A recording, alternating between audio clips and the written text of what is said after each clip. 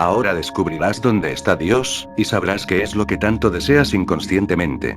Primero que nada, y esto tiene que quedar bien claro, el que ha llegado a conocer realmente a la divinidad, sentirá la presencia de Dios en todas partes.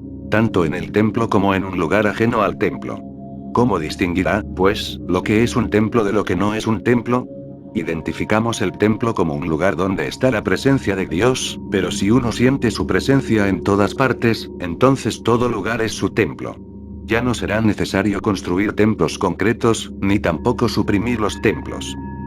Ahora bien, a la gente le interesa más lo que hay que suprimir, lo que hay que destruir, lo que hay que eliminar, no intentan comprender lo que es. Estos errores se producen continuamente. Muchas personas piensan que las cosas estarían mejor si suprimiésemos los templos.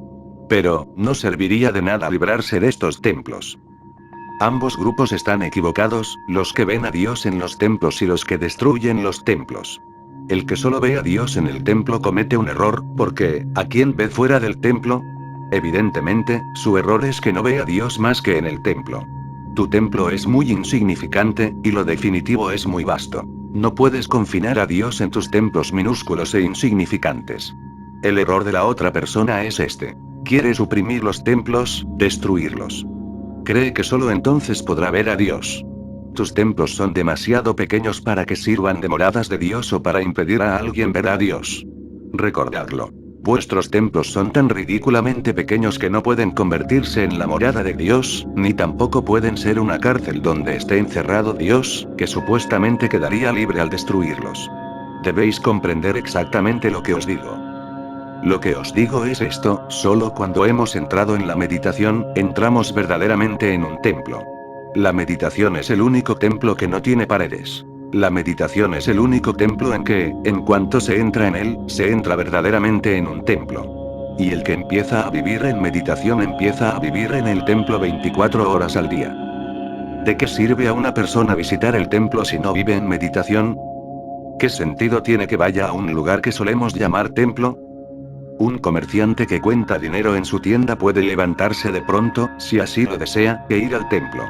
Por el mero hecho de que su cuerpo está en el templo, el hombre puede creer neciamente que él está en el templo. Pero si se asomara un poco a su propia mente, descubriría con asombro que todavía estaba sentado en su tienda contando dinero. No es tan fácil entrar en un templo. No es cuestión de entrar en un lugar cualquiera, y decir que estás en un templo. Vuestro cuerpo puede haber entrado en el templo, pero, ¿vuestra mente? ¿Cómo podéis fiaros de dónde estará vuestra mente? ¿Cómo podéis fiaros de dónde estará vuestra mente dentro de un momento? Y si vuestra mente ha entrado en el templo, ¿por qué preocuparos de si el cuerpo ha entrado al templo o no? La mente que ha encontrado la entrada al templo, descubre de pronto que está rodeado por todas partes por el vasto templo. Ahora es imposible salir del templo. Vayáis donde vayáis, todavía estaréis en su templo. Podéis ir a la luna, pero ¿eso quiere decir que dejas el templo de Dios? No podéis salir del templo de Dios, de ninguna manera. ¿Os imagináis que queda algún lugar donde uno pueda estar fuera de su templo? Así, los que creen que el templo que han construido es el único templo de Dios y que no queda ningún templo de Dios fuera de él, se equivocan. Y los que creen que es preciso destruir este templo porque Dios no está presente en él, se equivocan igualmente. ¿Por qué echar la culpa a los pobres templos? Si pudiéramos dejar atrás nuestra ilusión de que Dios solo existe en los templos, nuestros templos podrían ser muy hermosos, muy llenos de amor, muy dichosos. En realidad, a un pueblo que no tiene templo parece que le falta algo. Puede dar mucha alegría tener un templo. Pero un templo hinduista nunca puede ser una fuente de alegría, como tampoco puede ser fuente de alegría un templo musulmán ni un templo cristiano. Solo el templo de Dios puede ser fuente de alegría. Pero la política hinduista, la musulmana y la cristiana son tan corruptas que no permiten nunca que un templo represente al ser divino. Por eso parecen tan feos los santuarios hinduistas y las mezquitas musulmanas. Una persona que sea sincera no quiere siquiera ponerles la vista encima. Se han convertido en semilleros de sinvergüenzas. Allí se urde todo tipo de maldades. Y los que urden estas maldades no siempre entienden lo que hacen. Yo entiendo que nadie urde maldades entendiendo del todo lo que hace. Las maldades siempre se urden sin conciencia plena. Y toda la tierra está atrapada en esta trama. Si alguna vez desaparecen los templos de la superficie de la Tierra, no será obra de los ateos, sino de los llamados teístas. Si queremos salvar los templos de la Tierra, debemos ver primero el vasto templo que nos rodea, la propia existencia. Después, se salvarán automáticamente los templos menores. Sobrevivirán como símbolos de la presencia divina. Es como si fuera un regalo. Ahora una hermosa historia. Una vez, un hombre sabio visitó un pueblo. La gente lo acompañó hasta la estación para despedirle, y alguien le puso al cuello una guirnalda de flores. Él se la quitó, y se la entregó a una niña que estaba a su lado. 6 años más tarde volvió a visitar aquel mismo pueblo, y la misma niña fue a hablar con el sabio, y le dijo: he conservado la guirnalda que me entregaste la última vez.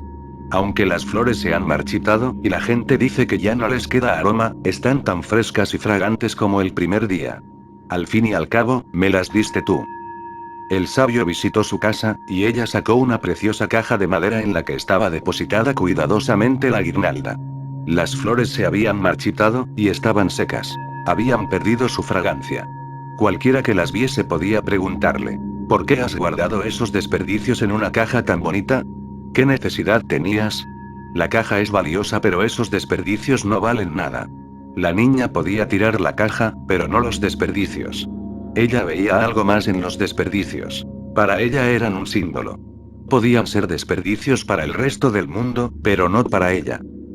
Si los templos, las mezquitas, las iglesias, pudieran mantenerse como recuerdos del anhelo del hombre de ascender hacia Dios, viviríamos en la verdad. Mirad la alta aguja de una iglesia, el alto minarete de una mezquita, la cúpula de un templo que sube hasta el cielo. No son más que símbolos del deseo del hombre de elevarse, símbolos de su viaje en busca de Dios. Son símbolos del hecho de que el hombre no se contenta con una casa, sino que quiere construir también un templo. El hombre no se contenta con estar solo en la tierra, sino que quiere ascender también hacia el cielo. Vivimos en la tierra, pero también nos gustaría fijar nuestra residencia en el cielo. Estamos atados a la tierra, pero también anhelamos movernos libremente por el cielo abierto.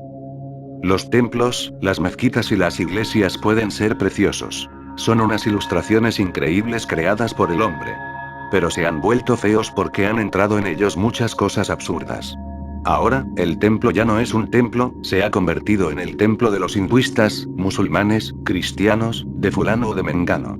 Así, con esta desintegración continua, todos los templos se han convertido en semilleros de política. Alimentan el sectarismo y el fanatismo que llevan a todos al desastre. Con el tiempo, se han convertido en unos establecimientos oficiales que se dedican constantemente a explotar y a conservar sus intereses creados. No os pido que suprimáis los templos. Lo que os pido es que os libréis de todo lo inútil que ha pasado a formar parte de los templos. Hay que destruir sus intereses creados.